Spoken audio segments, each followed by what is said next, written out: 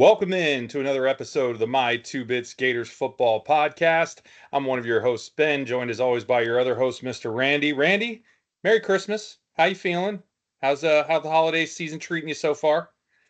Merry Christmas, my man. Looking forward to the break, looking forward to some time off, and looking forward to going into 2025 with some momentum on multiple fronts. Yeah, you're not kidding. We had a little Christmas come early this weekend, didn't we? Getting Mm-hmm. getting Mr. Will Dallas into the frame. Excuse me, I was thinking of another player. but yeah, no, great recruiting weekend in that regard, and transfer portal starting to heat up too. We'll talk about all of it, as Yeah. well as going through the bowl game win from the Gasparilla Bowl, the good, the bad, the ugly, all of the in between. So, without further ado, it's going to be a standard agenda for us tonight because we are doing a game review, throwing a couple maybe different points because of the bowl, but overall, it's going to be a standard agenda. So, with that, we'll start out with the mission, the accuracy disclaimer, the vision, and the agenda. So, our mission is always to provide factual analysis of all things Florida Gator football. Our accuracy disclaimer is that our information will be accurate to the best of our possible ability. We will cite our sources whenever we use them, and all statistical data comes from either ESPN or stats.ncaa.org, and recruiting data comes from on3.com. So, with that, our vision, of course, is to have unfiltered conversation around the product on the field, as well as recruiting and overall coaching decisions. Our analysis will be based on review of film, and while we will express opinion, that opinion should always be based in some form of fact. We will also evaluate strategy and tactics and discuss our observation of player personnel decisions as well as on the field execution. So, as I stated, agenda for tonight is back to the standard, excuse me, back to the standard game pod agenda. So we will start with the home mize. We will then do a review of the offense in the chomp segment, the defense in Gator Bait, talk about our gripes from the game with our visor throw segment, talk a little recruiting in the hatchling segment, talk about the culture, state of the program culture in Pride of the Sunshine, talk about the officials in Move Back You Suck. That one's going to be fun tonight. And then we will wrap things up, give a recap of where we feel we are as a team overall. We will do the results from Keep It or Pitch It for this game, and then I'll give you the full season results, including the bowl, though I don't consider that part of the season, which is still worth mentioning. But regardless, we will talk about that and then talk about when our next pod will be from there. So, to that end, got all that out the way. Now that we got all the housekeeping done there, why don't you get us started with the home mize for tonight? Thanks, man. I appreciate all the disclaimers. Now, what am I purchasing? No, I'm kidding. Um, Right?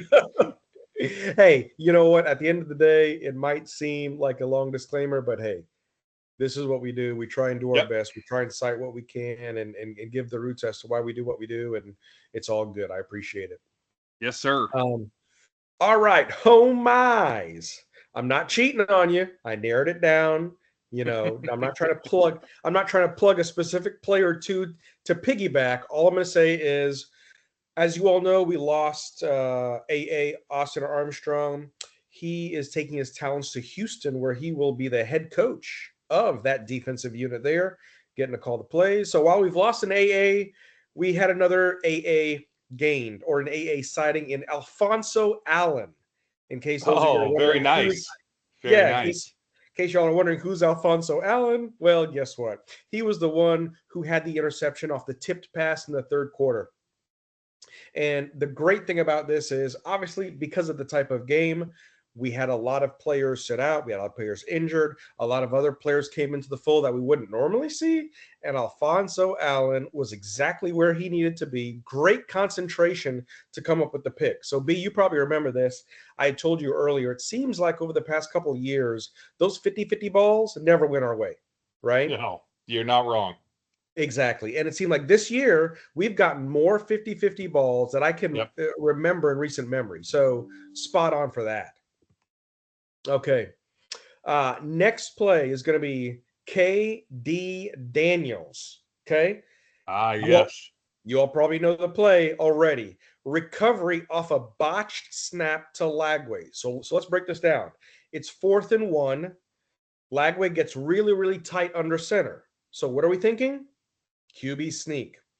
Here's the other unique thing about this. His reaction time was so quick because when that ball went backwards, Lagway was about to put his paw on that ball, but KD just took it, went left, went straight, gone. Absolute burner. Another one of those true freshmen coming in that you're like, huh? There's another one. I'm telling you, Yep. this running back room is going to be just fine, B. It's going to be just fine. Especially, still, we are not missing that I will not mention. Still not missing him. Anyways, That's right. great talent, just not missing him. And then the last one that I'll finish out my home mize with, Mr. True Freshman again, Miles Graham, diving backwards, arms extended just underneath in coverage, saw it at the right moment for the team's third pick in the game. Great spot, trailing back, going to cover the play, turning with his head, looking, seeing the ball, getting those paws up, arms extended. I feel like going back to our good friends, almost like Stuart Scott saying release rotation splash, but it wasn't release rotation catch. I don't know, but it was just a great play. So those are my three homies. B. What do you have, my man? I like it. I like it. I only have one of the same, actually. I picked a couple of maybe what you'd call a little bit unusual plays, but there were Okay. specific reasons for why I did that. I definitely agree with you that the Katie fumble Ruski there, it makes the list for sure, though. If I had four, it would have been on there for sure, but there's a couple ones that I wanted to call out. So first one, I'll start. My first one is your last one, the Miles Graham pick. What a player this kid is looking like he's going to be.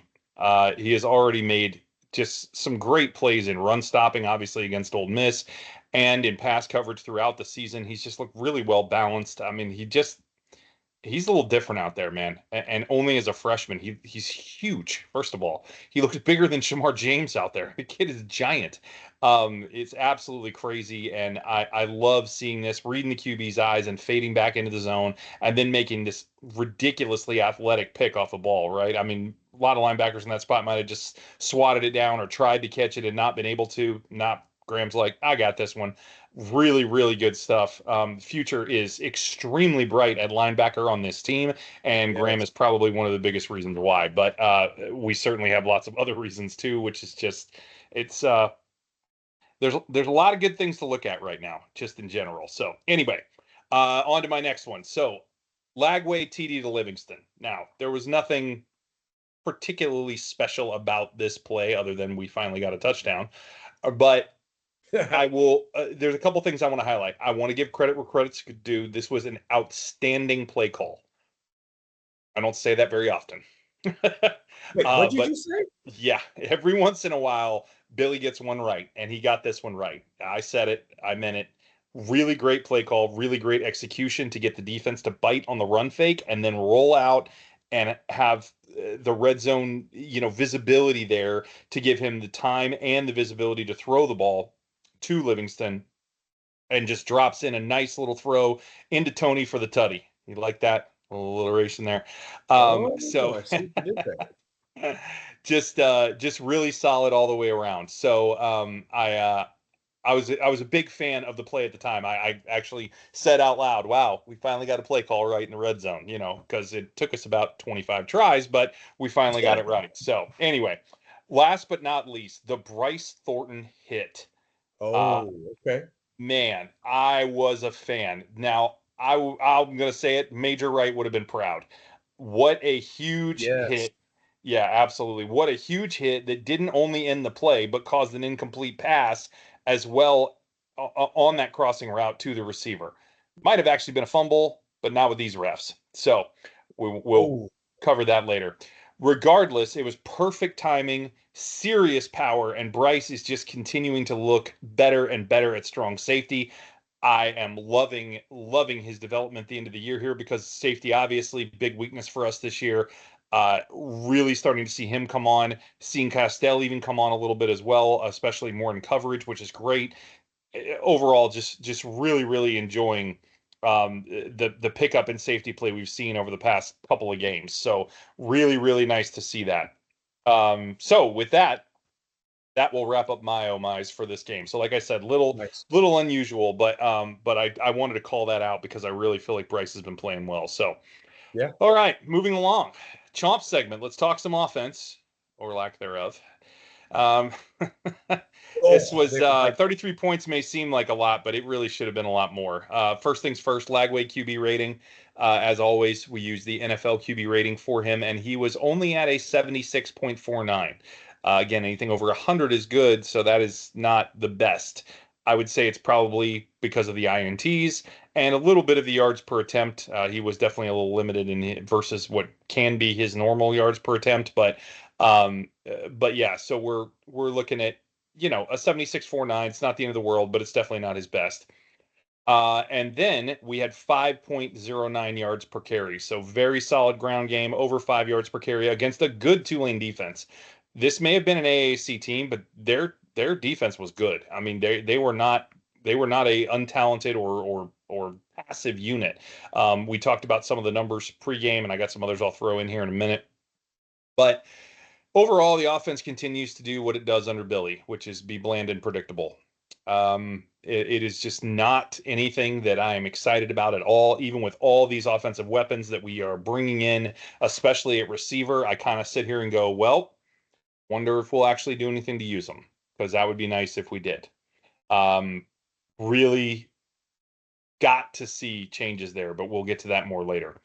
Even with Lagway, um, adding the element that he brings, right, with the deep ball and his presence, we really thought maybe that could potentially help the offense, even despite this, right? To talk about the players overcoming the coach. We talked about that earlier in the season.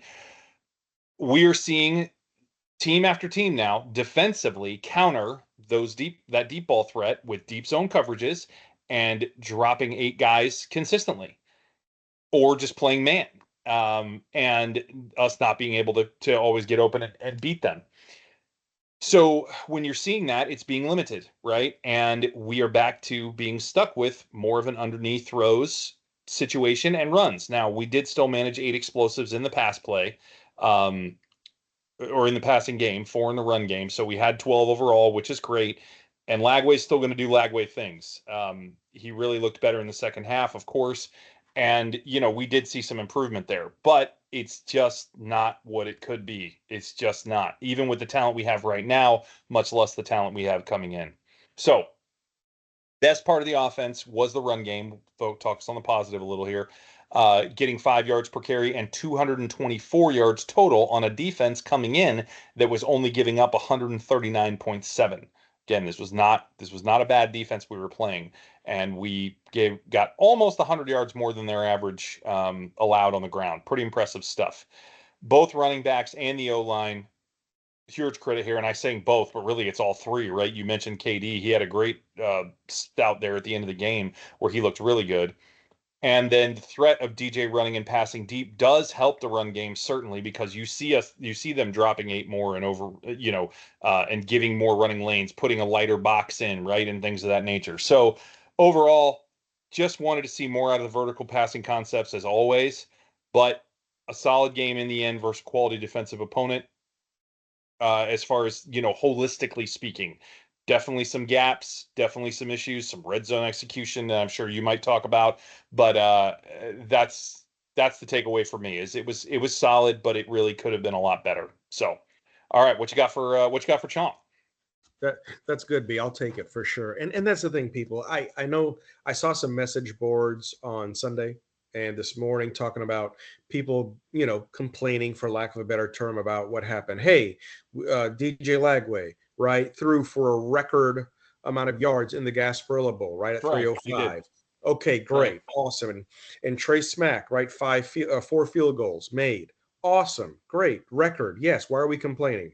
Well, it's more so not a complaint. Well, I guess it could be constitutes a complaint, but it's the fact of the matter that we could be so much better. Yep. It's great. It's good. It's not great. It's and that's the thing that I think is crucial when you look at a program like this, to get it back to what you mentioned earlier in the season, B, to get it back to prominence, to get it back to that level of elite play. That's right. This is where you have to get persnickety. This is where you have to dive into the minutia to get us back to those levels, because when you are at that level, you are operating in a very efficient, fine way where all those benchmarks are being hit, right? I mean to that point. Well said. Right. So I think that's crucial, right? Happy for the win. Happy. I mean, come on, we're ending the season on a 4-game win streak. I mean, 8-5. It's anyways, that is what it is. Okay. So my part of the chomp, I've got some similar takes to you, right? 76-49, not the end of the world, but again, 2 picks in some sus coverage to where he didn't see. I, I think that's what it boils down to. Young freshman QB, big stage, which he has been able to handle, but in those looks, he just did not see the defender, period, coming Yep, across. that's right. So, and he's going to get better, folks. He's going Yes, to get he better. is. DJ still makes the difference, 100%. Absolutely. I do feel like it was back in deja vu's of the Tennessee game where we should have put 14 to 17 more points on the board, especially in the first half. But again, we'll leave that as it is. A segment that I'm going to call EOO, evolution of the offense. And I think this is where a signal caller helps. This is where a signal caller comes in and can really put his signature stamp on how to make all these pieces hum, right? You've got 8 magnificent cylinders, but if they cannot operate in unison, then you don't have a very powerful big block. That just is what it is. Hey, Yep. 12 explosives, we'll take it. We were hoping for a little bit more. Again, Tulane's not a bad team, but again, what they are for the AAC and what we are from a talent loaded perspective, it was really interesting to see the line drop so much before the game, wasn't it, B? Yeah, it really was. It really was interesting. I'm very surprised by it still. Still very surprised. But again, maybe they thought, okay, this is going to be Ty's coming out party. We're going to be a little bit taken aback. We're not going to have our ish together. The offense is going to stutter. The defense is probably not going to play as well. Look how many starters are sitting out on defense. The Gators could find themselves into a tight game. Yeah, no, okay, whatever. Yep. A couple things I thought did really well. Play action to Mizell, really well. Yep. I love the fact that Aiden got involved so early. Oh yeah, play action to DK. DK, my man, final game, balling out, almost 100 yards. Great job, right? 96 yards and change. Another thing that worked really well, play action to Livingston. I'm sorry, B, if you sense a theme there about play action, but Yep. it seemed to work really, really well. Folks, the other thing that's really interesting about this game is when you look at it from a snap count and a time perspective. Okay, so snap and time. If you notice this year, we've had not a lot of snap counts that we had last year. Lesser snap counts, more explosives leads to lesser time of possession. This last year we were averaging having the ball 32, 33 minutes a game. This year we're closer to 26 and change, almost 27. This game we held the ball 38 minutes and 57 seconds. Wow. Yeah. And 79 plays. To be fair, I saw some 79, I saw some 80. Either way, a lot Either of way. plays, a lot of plays for that point production, right? So just think about that for a second. Almost 80 snaps, or right at 80 snaps, but look at the point production compared to what we've done and what we've scored with 62 snaps, 59 snaps. Okay. So Yep. that was interesting. Hey, DK finished with a career high. I will say this: career high 783 yards Yeah. in his career, right? 18.6 yards per reception. By the way, that was top 10 of the nation. He and Badger are top 10 of the nation in yards per reception. Big call out there. Would have liked to see Badger more. It's all good. We know there's an issue downfield. No problem. It is what it is. But outside of that, again, I look at the offense in the sense of were we going to struggle? This is, believe it or not, this is kind of the game I thought we were going to have. I didn't think we were going to have it all together. I didn't think we could hang. We are capable of hanging 50, 52 in a game like this. We're just not clicking to the point where all the efficiencies are there to be able to do it. So, Yep. outside of that, that's all I got for Chomp, my man.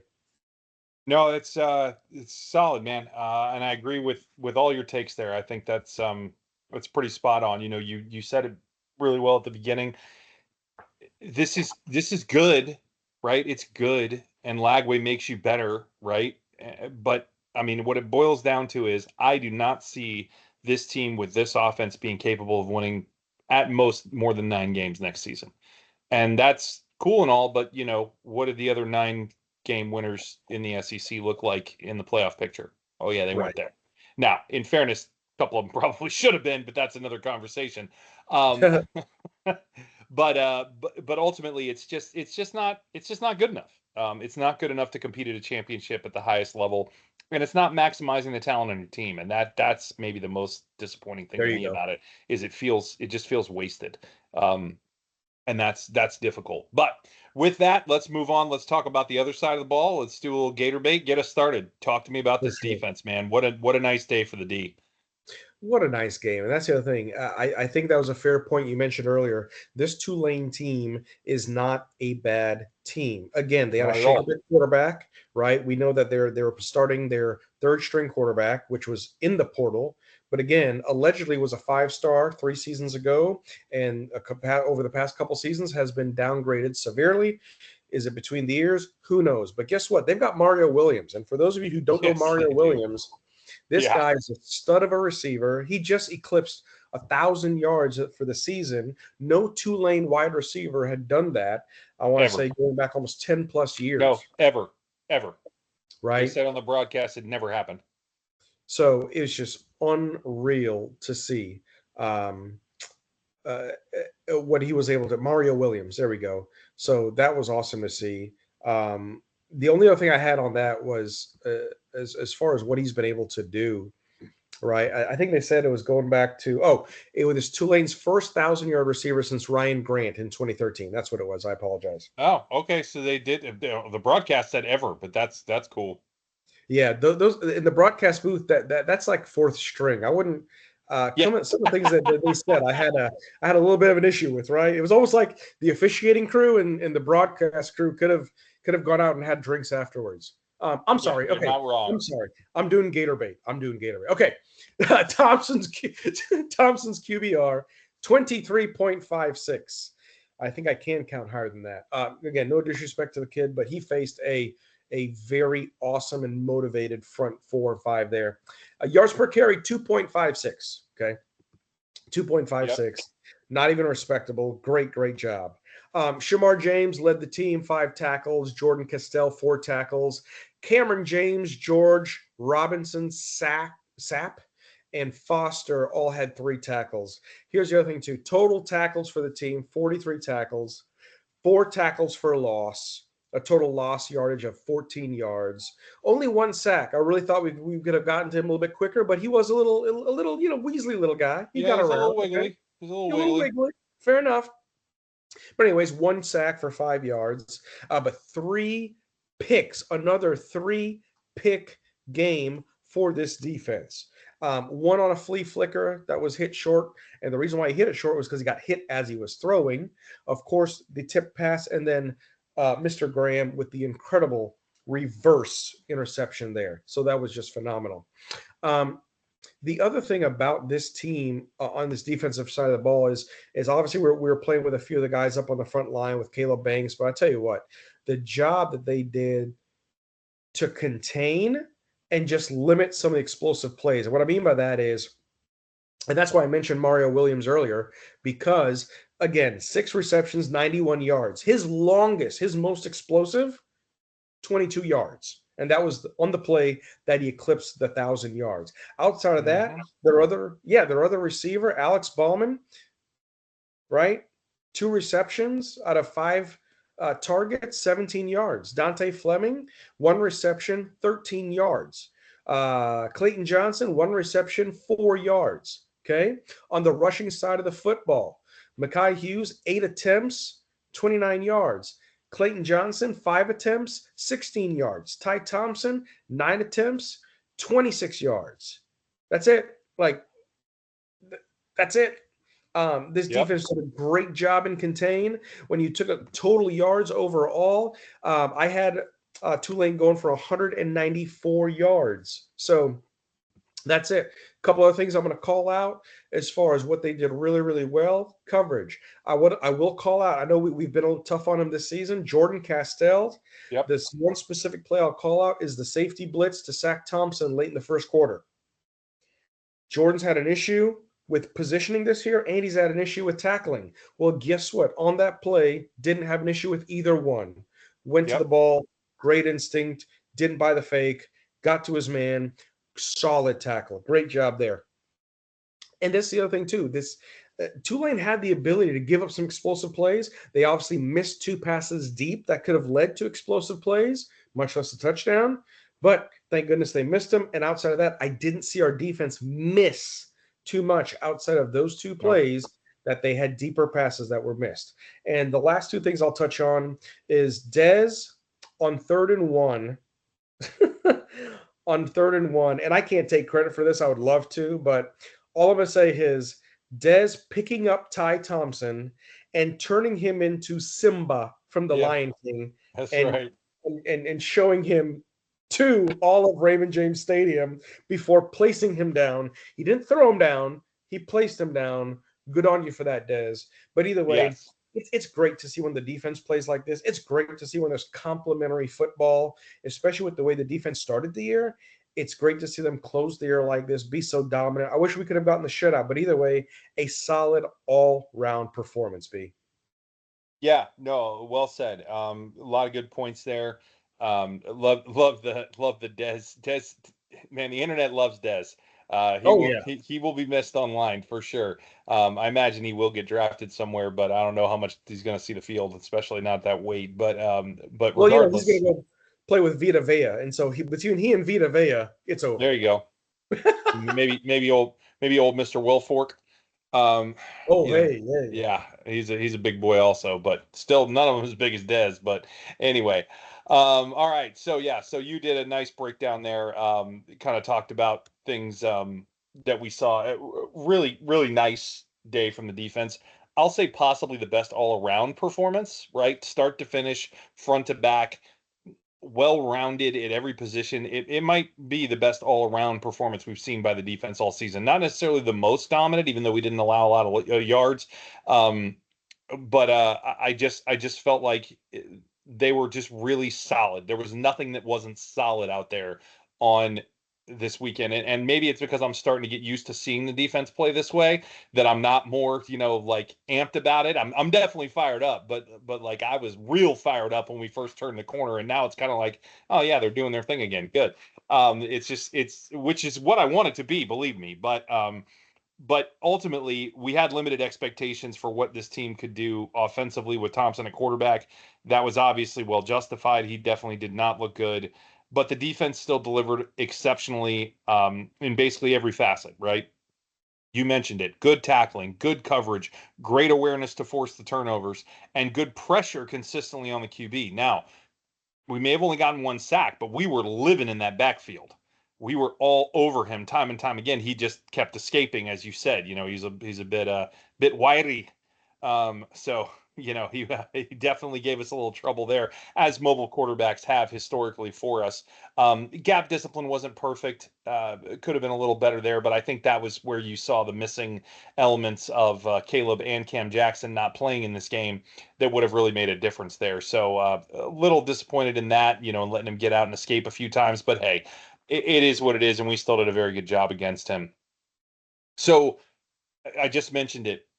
Remarkably, they played this well, missing key pieces all over the field, right? We know about the secondary being decimated with injuries for weeks now, right? But we've also lost Pup in the last few games, right? So there's a linebacker down, right? And then, of course, as I just mentioned on the D line, two of your starters not in this game either. So hats off, because that's really impressive to be able to play this complete and all around game and have this many guys that were not starters at the beginning of the season in there. Now, credit to them, they've risen up and they've become, I think, potential starters. But nonetheless, it really was impressive to see.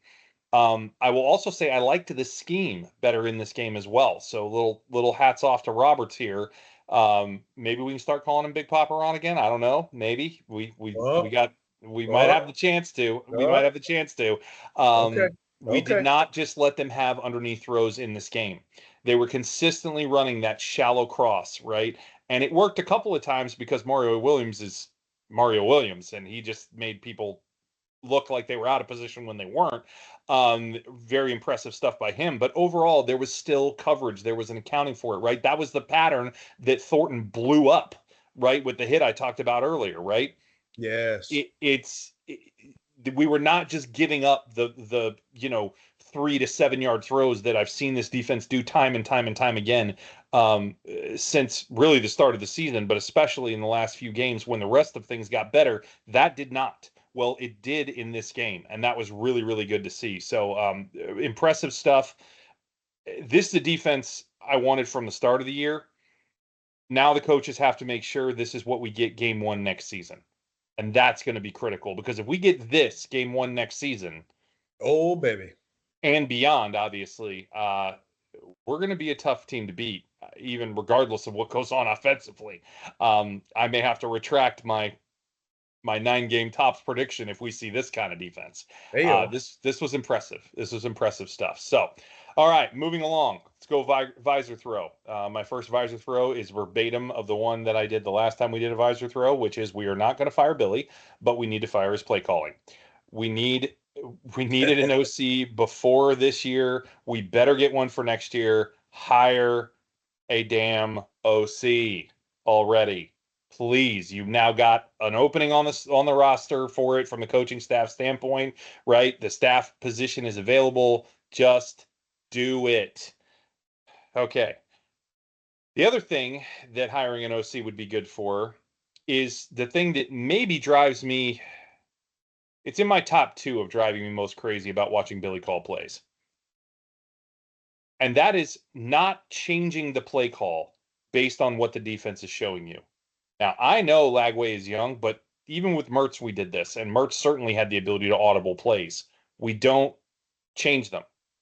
We look at an 8-man box and we run right into it. I know it still worked for us at times. I understand that, but it's not the percentage play. It just isn't. Don't run into a loaded box. Also, don't pass into a 6-man box.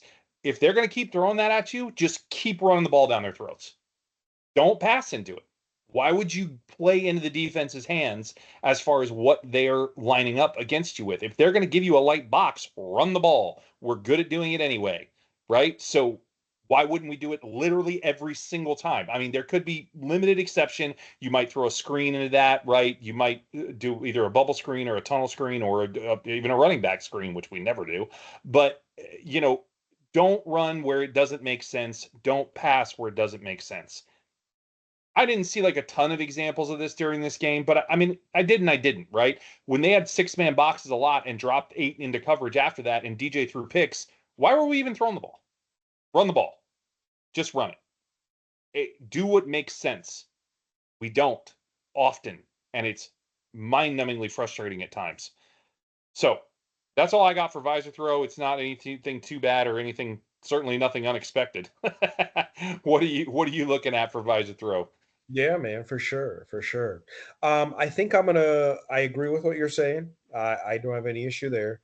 I'm gonna chalk it up to. I'm gonna peel mine back to red zone scoring. Yeah, So, it's a good one. if you look at the numbers, like, oh, but we went 5 for 6 in red zone. Yeah. And Trey Smack did great. Yeah. But here's the thing, when you're trading 6 points for 3 points, is that really a good thing? Right. So again, glad that Trey went 4 for 4. No disrespect there.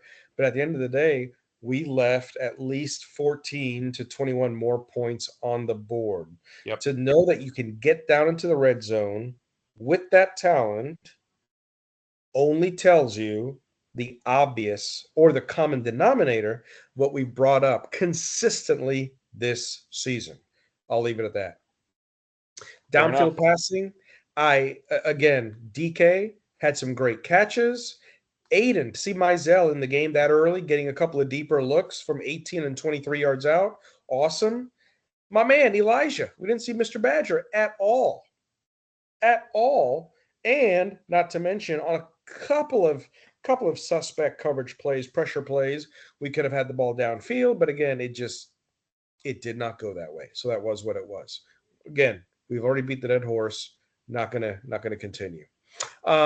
Tulane giving up giving up a touchdown. I get it. Williams had a sick double move. It was awesome. He did the move right there at roughly the 7-ish yard line, turned, pivoted, and into the end Yeah, it was zone. nasty. It was It nasty. was. It was. But with 30 seconds to go, really wanted to see it. I get it. We had 3s and 4s in, but really wanted to see a shutout. And not to mention the 2-point conversion to add insult to injury. I was like, come on, really? Are we going to give him 8? Best throw Ty Thompson made all day on that 2-point conversion. No doubt. 100%. I'll give that credit where credit's due. But at the same time, come on, guys. Just that killer instinct, to just seal it, sign it, seal it. Anyways, so that is what it is. And then I'm gonna call out the 2 timeouts. The 2 timeouts Yes. for the play cock, the play mishap, play call, and then 10 men on the field. Come on. I get it. We got some backups. We got some 2s and 3s in the game. I get it. It's not a quote unquote normal situation, but things like this at this stage of the game should not be in question. And I'll leave it at that. Well said. Well said. Couldn't agree more. Yeah. All right, moving along. Let's talk a little recruiting, little hatchlings here. Again, great things as we already talked about to report. Multiple transfers have signed over the weekend, and of course, Mr. Dallas Wilson, as already mentioned, huge get. I think you've got some more pertinent information on him as well as some of these others, but I'll just list them off here. Also signed wide receiver Sturdivant from UCLA. Quarterback Deshaun Purdy from Charlotte, who, though was not highly recruited, has played quite well and should be a very serviceable backup to bring in for Mr. Lagway. I'm very happy to see that. And we also got edge rusher Kofi Asari from UMass. Really, really good-looking kid here. A lot of people I've heard rumors talking about how, he's from UMass. Who cares? Well, I'll tell you who cares. You know where Jared Verse played before Florida State? Albany. Last I checked, Albany's promise as a program is not what you'd call high level, right? Mm-hmm. UMass is probably better than Albany. And yet we're going to dog out the kid because he's coming from UMass? No. Look at George Gumps. Came from Northern Illinois. Ayo. There's definitely promise in some of these players. And I'll give this staff credit. I've given them credit time and time again. They're excellent at identifying talent.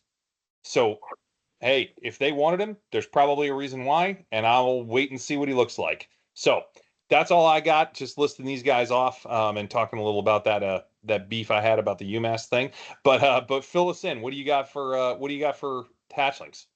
For sure, and that's well said. Well said, and that's the thing about talent. Sometimes, we know this, right? We know this because of history. Look at how many 5 stars, first-round picks, top 10 picks that have gone bust, and you find a diamond in the rough. You're like, what happened to this guy? Right. Happens all the time. Happens all the time. So check this out, B. Right now we're at 26 commits. And we've signed 4 transfers so far on that 2025 class. The other thing I want to say is a lot of people are saying, oh, we've had 19 people leave the program. This is terrible. Keep it in perspective, people. Of those 19, 12 are on scholarship. Just look at it that way. 19, 12 on scholarship. A lot of walk-ons, preferred walk-ons. I get it. And then outside of that, don't forget, we're trimming a roster. We don't know when it's coming. We're trimming a roster from 131 to 105. That's right. That's a really good point. Yeah. Okay. Right. Exactly. So let me go through some of these here, B, real quick as best I can. Dallas Wilson officially signed. Huge flip from Oregon, citing an ill family member wanting to be closer to home, which is Tampa. He played over there at Tampa Bay Tech High School. I love seeing him at the bowl game, dabbed up Lagway going into the tunnel. Yep. And he was at the basketball game. Yes, he was. When Florida decimated North Florida. Very interesting. And folks, in case you're keeping track, yes, this is our first 5-star. Again, depending on what happens with Vernell's re-rank, this is our first 5-star Stein for the 2025 class. And per on three, a little side note that I saw right before we started recording, that we now have the number 2 and the number 9 receiver in this class. Bingo. To that point, let me give you a little fun fact that one of our statisticians found, aka my son. Wilson is the sixth highest rated wide receiver to sign with Florida in history. Let me read you the list. 2006 five-star Percy Harvin scored a .999. Yeah, 2000 he was kind of good. Kinda. Yeah, kinda. 2003, Andre Caldwell scored a .996. 2009, Andre DeBose scored a .9917. 2003, Chad Jackson scored a .9904. 2007, five-star Deontay Thompson scored a .9872. And this 2025 five-star Dallas Wilson scored out a .9859. Love it. And to the point that you made earlier, right? Yeah, And I'm certainly not saying this about Dallas because I think one, recruiting's gotten a little better than it used to be in yeah, identifying some of these guys. But you mentioned two names on that list, DeBose and yes. who was the one after DeBose? I already forgot. Chad Jackson. Chad Jackson. Two guys I know most Florida fans will not even remember, No. right? I remember him barely. I remember DeBose for return he had. Um, as we looked up the last kick return for a touch Yes. or last return for a touchdown was Andre. But he was heralded as being the next Percy Harvin. Oh, he's so fast, he's gonna do this. And then he comes in his first year, he gets hurt, and he's not the same player. He is Yep. just not. So these things happen. These things happen, right? They don't always come together. That's why you want to stack high end talent because you don't know that they're all going to hit, right? They won't all hit straight up. But again, this staff has done as good a job as anybody I've seen at identifying talent and really bringing in guys that can play. So hats off to them. Sorry to interrupt. Continue. Agreed. Yeah, no, great point. Great point. And that's spot on, B. Spot on. The next one that I'll highlight is Cameron Kostman. Again, those of you probably scratching your heads as your screen tries to load. The wheels just spinning.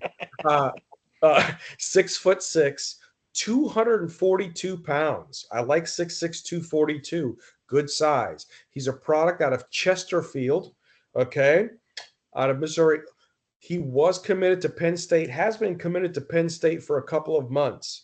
Gators were intrigued by his size and frame. They herald him as having high upside potential. He's a great prospect at the position. He's smart, and a lot of sources calling him a money ball, under recruited player. A lot of excitement about the fact that he's got great hands. He's got great size and ability. So with that 6'6", 240, you know he can block. You know he can throw his body weight around. So that's great. He had a total of 13 offers. And the one thing that I thought was really cool in his statement, he said he's super grateful for the offer extended and Florida's belief in him. And he said his favorite things about Florida are definitely the coaching staff, the ability to play ball at a high level, and academics at a high level. So Nice. that's great. Okay, so that's Cameron Kostman. Next up, J. Michael Sturdivant, the flip from UCLA, 6'3", 205-pound wide receiver, totaled 123 receptions, 1,600 yards, 13 touchdowns in 3 seasons. All right, he hit the portal on December 10th. He originally was recruited to the California Bears as a 4-star. Right now, he's a 3-star in the portal. He has 1 eligibility left. Outside of what else he's got going on, the main commonality, hey, UCLA was a Jumpman school, and he's going from Jumpman to Jumpman. So that's going to be familiar there. But outside of that, look at this, folks. Look at the wide receiver room. You know we're getting Trey back. So Trey, Vernell Brown, 25 class. Dallas Wilson, 25 class. Aiden Mizell, currently here. Tank Hawkins. Nashawn Montgomery, 25 class. J. Michael Sturdivant. What? All of our receivers are 5-star and 4-star respectively. Yep. Good Yep. luck. Yep. Good luck, right? Next one I'll call out. Tommy Doman, the punter from Michigan. He's got 1 year of eligibility left. Over the course of his career, he's averaged 43.4 yards per punt, 34 is 103 attempts down inside the 20-yard line. 22 punts over 50 yards, and a career long of 71 yards. We're losing Crawshaw, of course, because of eligibility, and Nicholas Inglis is a second-year walk-on, right? We've got Hayden Craig coming in 2025, but outside of that, Tommy Doman actually made Michigan a better punting team, moved them up in the national stats about 10 places, and increased their punting average by almost 4 yards per punt. Great job, Tommy. Glad to have you here at Florida. And again, hey, Michigan, Jumpman school, Florida, Jumpman, jumping from school to school. That's not change. Okay, awesome. Last one, Deshaun Purdy, the transfer from Charlotte. I agree with what you said about him. True freshman in 24. Okay, he was a 6'4", 220 pounds, threw for 1,800 yards and 10 touchdowns. I'm like, 1,810? That's not. Oh, wait a minute. He was splitting time as the starter. Interesting. Yep. A 3-star out of Milford Mill Academy, Baltimore, Maryland. As we know, great talent up there. He'll more than likely become the immediate backup to Lagway in 2025 as Trammell Jones out of Mandarin comes in 2025. We'll see what happens with Aiden. Aiden Warner might go to the scout team, or he might be that fourth backup. And then outside of that, Clay Millen, he might just stay here and graduate, kind of like Jack Miller did. But outside of that, the wide receiver room is nice and full. The running back room is full, and the quarterback room seems to be in good hands, B. And then the last one I'll call out, Kofi Osari out of UMass. I agree with you. This is going to be another one that's going to be what I call a value buy, right? 6'5", 215, 220 pounds, 3-star out of Worcester, Massachusetts. Worcester, right? Or you say Worcester. It's like wash your sister sauce, whatever they call it. I think right? It's supposed to be Worcester. It probably is. It probably is, and you can go pack your car somewhere else. In the yard, you park it in the yard. There you go. If all goes as planned, he's more than likely going to be taking on the jack role under outside linebackers coach Mike Peterson. One of the Gators are accompanying his role too, George Gums. Yes, who obviously made a strong impact this year. So to see what Asari has as far as the build, the speed, and the quickness, if we can get another George Gums to come in here, that'd be great. He said the school facilities are fantastic. The SEC puts out like no other, and not to mention the weather is really nice. Yeah, I bet. Shovel sunshine, baby. Bingo. 2024 stats, 10 games, 23 total tackles, 10 solo, 5.5 tackles for loss, 3 sacks, 1 pass breakup, 1 forced fumble, and yes, he did recover that forced fumble, a 3-star coming out. And that, I'm sorry for the extended version, but that's all I got for the hatchlings and recruiting, my man. No, it's great. I love it. Good breakdown. Nice stuff there. And I'm not going to give you a break, though, because I'm going to have you lead off with Pride and Sunshine. What do we got? Talk to me on culture. Definitely. I tell you what, the 22nd meeting, for most of you who don't know, Tulane was actually a charter member of the SEC. Yeah, welcome back. UF leads the series, right? 14-6-2. UF won the last 12 meetings. Tulane's last win, 1946. There you go. A lot of great things in this game. The first TD to Livingston, that was a design play call to get it to Livingston, a Tampa native. He had a lot of family and friends there. Great to see Tony Livingston show out in this game, catch some great balls, do some great things. So that was awesome. The celebration and to see the hype around Des Watson as running back. I'm sorry. Yeah, baby. Let me rephrase it. The Hawk package. Okay, people? The Hawk package. They need to call it the Hulk package. Forget the Hawk. Yeah, right. Named after his high school, but awesome props to Billy for installing that this past week, and to see Big Dez get some more love. I'm telling you, what a guy. Marco Rubio. Okay, again, why is that so important?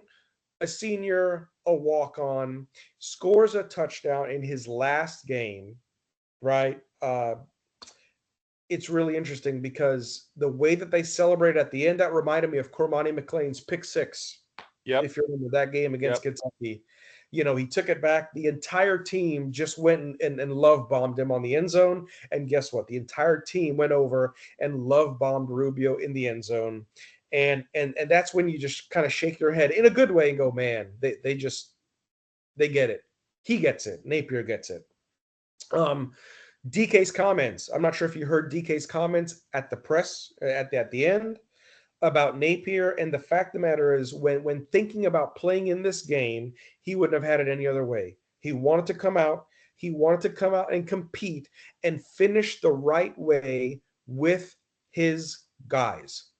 I'm telling you, DK, great transfer, great player, greater human being.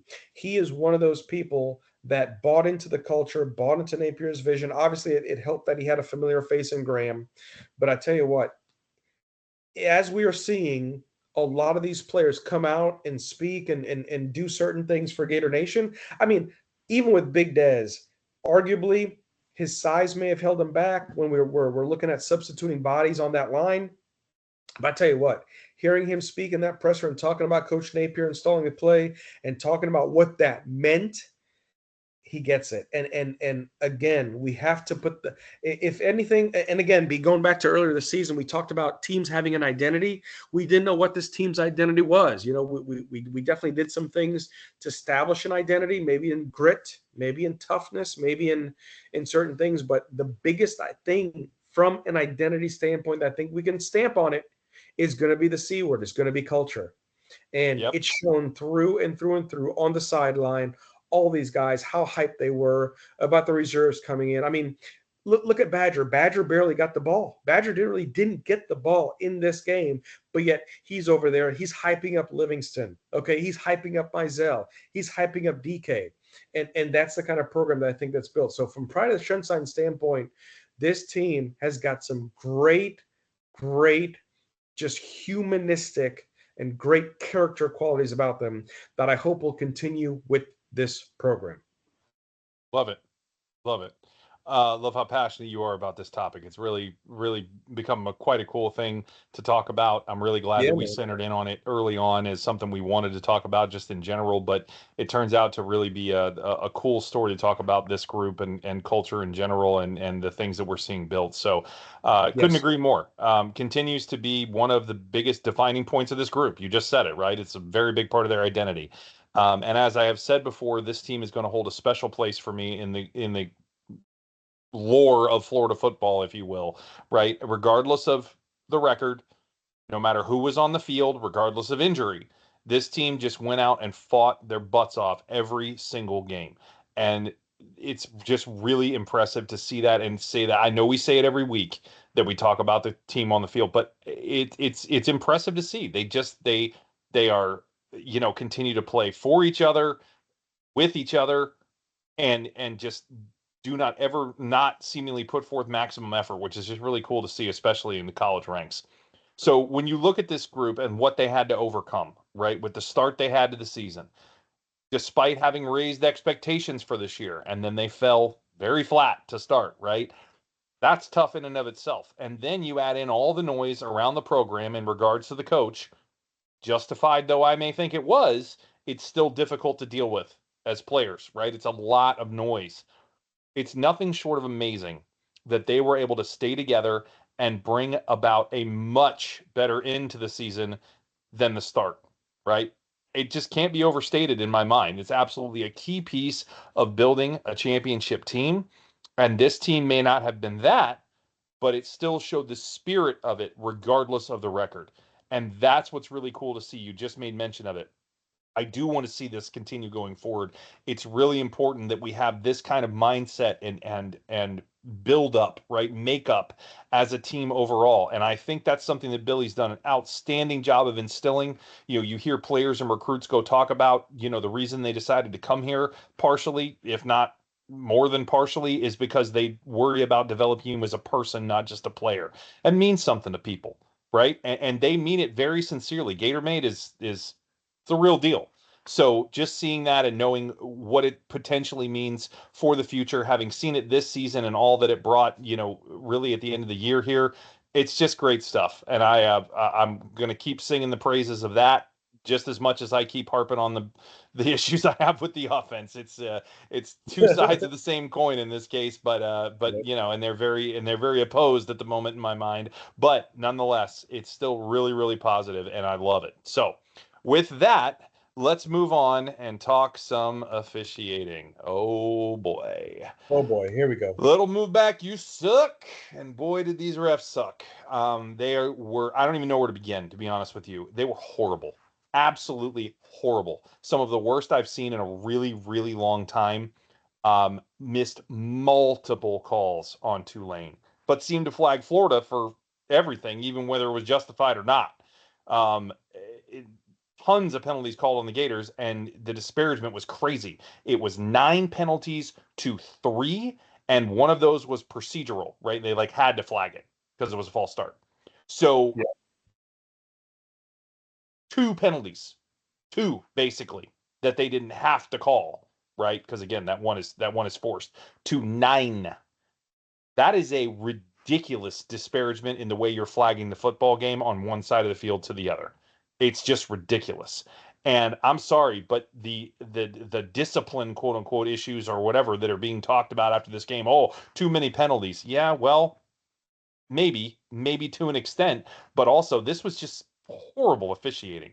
The biggest things I have to call out, by far, the most egregious were missed holds on Florida on QB pressures and sometimes on running plays. Multiple holds, shirts full of jersey, no flag.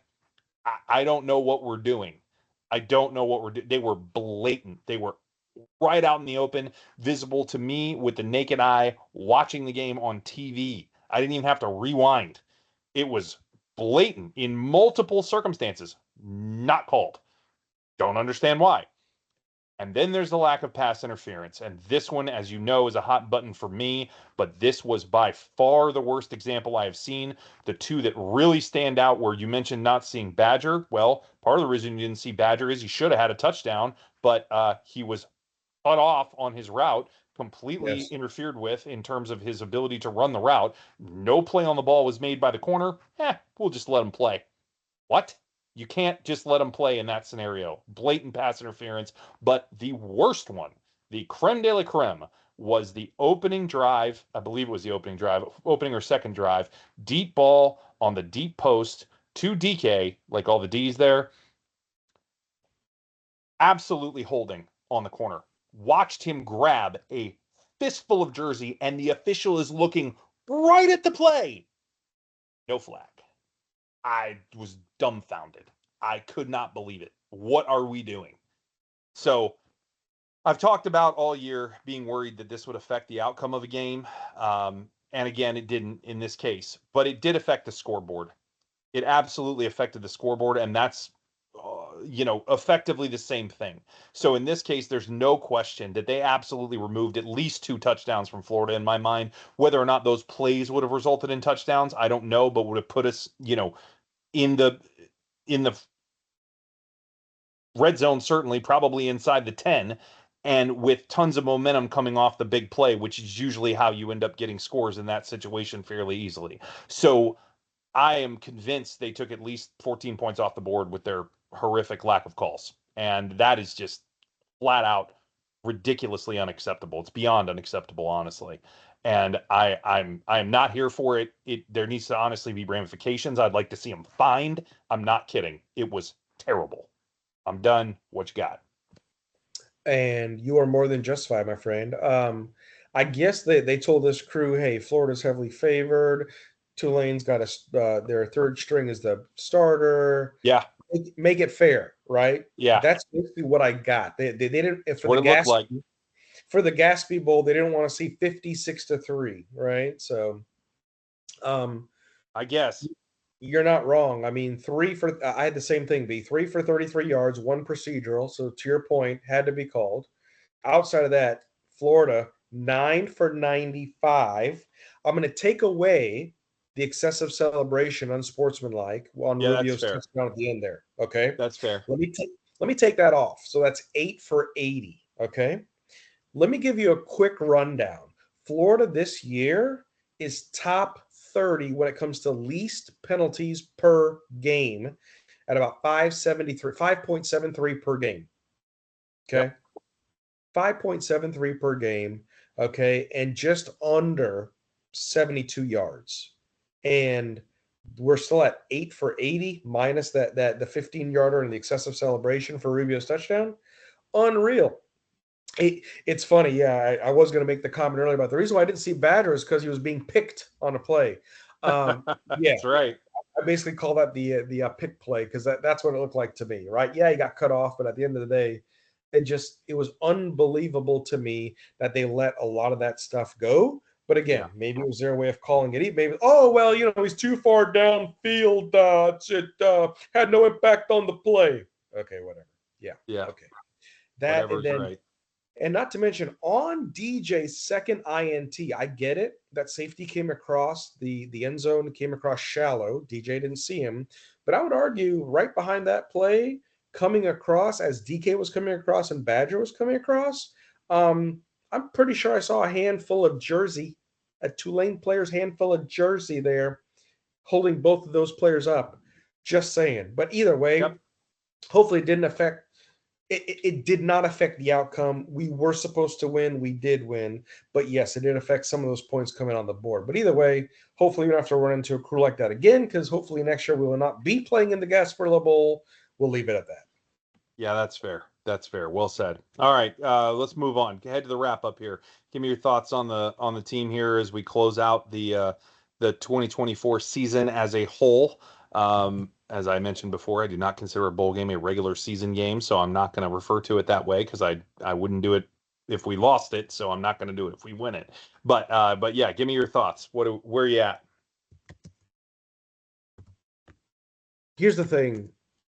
The bowl game is different. There are exceptions. The bowl game is the postseason. But again, if we were playing for the CFP, those bowl games count different. They Well, feel that's different, fair. That's fair. you know? But to that end, but again, this is the SEC, right? It just means more. It feels different. Folks, what a roller coaster of a season. Uh, we've talked about the tale of two halves before. I can talk about the tale of this season being in two halves between the first bye and the second bye. Gauntlet, absolute gauntlet, treacherous gauntlet of a schedule, especially the last five, arguably the last four minus that last game with a depleted FSU team. But either way, to finish out the regular season 7-5, to be a winner in a bowl game, finish the season overall consensus 8-5, some great things. To pick up recruiting to where recruiting has dropped back down to in the sense of the standings. Hopefully we're going to finish out there in the top 10. That will be great. We do know that after February 5th, that's the final nail in the coffin as far as where everything stands. But the Yep. momentum that we have right now, the atmosphere that we have right now, the hype train, wherever you're sitting on it, is moving through Gainesville. There's plenty of momentum. There's plenty of good things happening. Not only that, we'll see what happens with the NCAA's ruling, but we have funds in NILB. We have funds. That we There's a do. surplus. We have excessive. We have great capital. We have great margins. That side, from the UAA's perspective, is very healthy. I don't know that. Okay, let me just put it this way. In retrospect, I don't know how we finish like this with the way the season started, the losses at Miami, Florida West. Yes, I will refer to Texas A&M as Florida West. I will continue to. And Texas, with those three losses and what happened this season and the amount that Billy's rear end was on fire, I really don't know how we are where we are, but that's okay. I'm glad for it. I'm happy for it. And I'm hoping that all these things equal a trending in the right direction to the point where next year we're in that final 12. Yep. That would be Yep. great. That is what we're hoping for. But either way, For sure. uh, phenomenal to see the way that things ended this season in lieu of how it started. B. That's all I've got to say about that. No, that's right, man. That's right. And I totally agree. 8-5 record, right? Not the regular season record, the overall record. 7-5 regular season, but still 4 straight wins, regardless of where they came, right? To close out the year. Pretty impressive stuff. To your point, I'm not sure how we could have seen this coming, considering where we were at the beginning of the season, or even after Texas, for that matter. Right? Think about where we were after Texas, 4-5. Didn't even know if Lagway was going to be able to play. Right? The team is reeling. It seems like after that terrible loss in Austin. Right? Regardless of who played, it was still a really bad loss, and you don't expect them to just bounce back and beat up on LSU, but that's exactly what No. they did. That's exactly what Mhm. they did. And man, that was fun to watch with you when we were there. That was really a good time. Oh yeah. You know, I'll take it. I'll take it, right? For this year, I'll take it. Certainly, we still want more, as you mentioned. But let's look at Lagway. Now, 6-1 as a starter, 6-0 in games he started and finished, right? Not bad for a true freshman. Not at all. Not too shabby, and very excited to see how he can do next year, no matter who is calling plays. Honestly, I don't even care who it is. I do care, but I don't care as terms of watching Lagway because he's just fun to watch.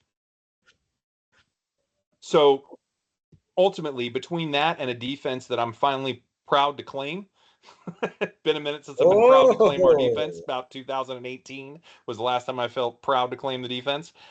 Things look really, really good for this team moving forward into the offseason. And as you mentioned, towards 2025, where we are absolutely should be thinking that we have a chance to make a playoff run. I don't think there's anything out of line with thinking that, considering the momentum that we're carrying out of this season, the recruiting, as you mentioned, like there, all signs point to that should be the goal. It doesn't mean we get there, but that should be the goal for next year.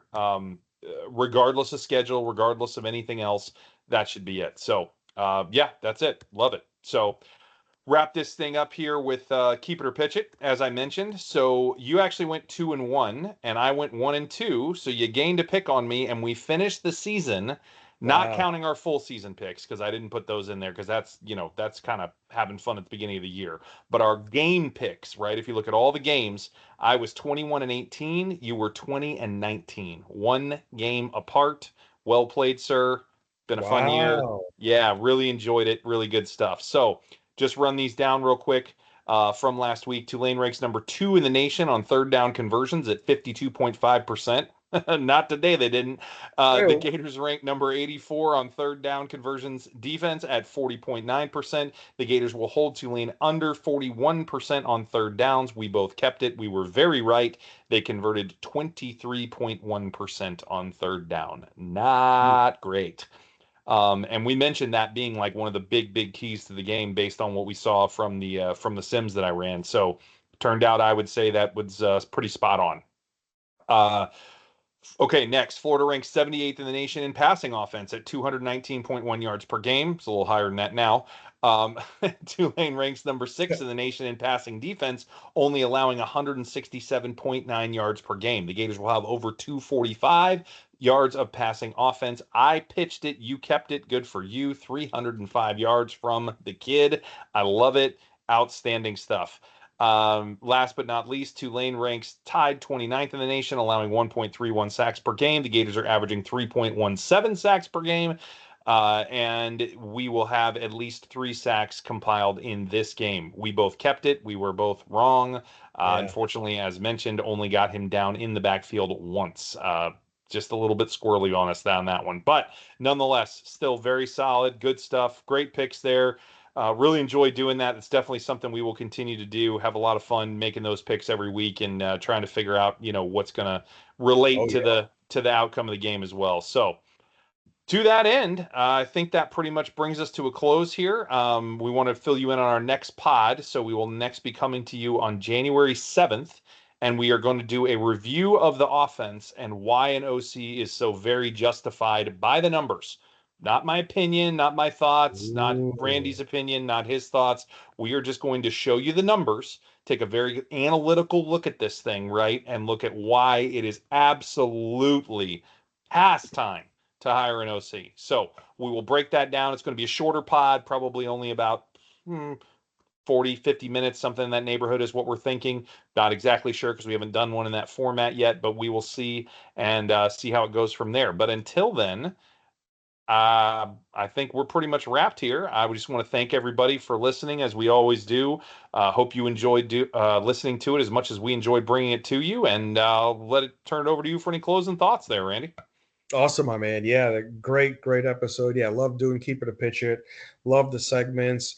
Gator Nation, we're going to do a couple things differently this off season. We're going to try and bring you some smaller pods in between, but at the same time, keep the information as relevant as possible. But either way, thank you to all of you who listen, who downloads, who subscribe, who give us a like, who give us a shout, share us with other Gator fans, Gator Nation out there. We look forward to bringing it to you. Just out of the passion and love that we have for Gator football. To that end, Merry Christmas, Happy New Year, Yes, happy Happy holidays. Hanukkah, Well said. right? Happy Hanukkah, Kwanzaa, holidays, all encompass. And I tell you what, wherever you are, whenever you may be listening, thanks for taking the time, and we will see you around Gator Nation.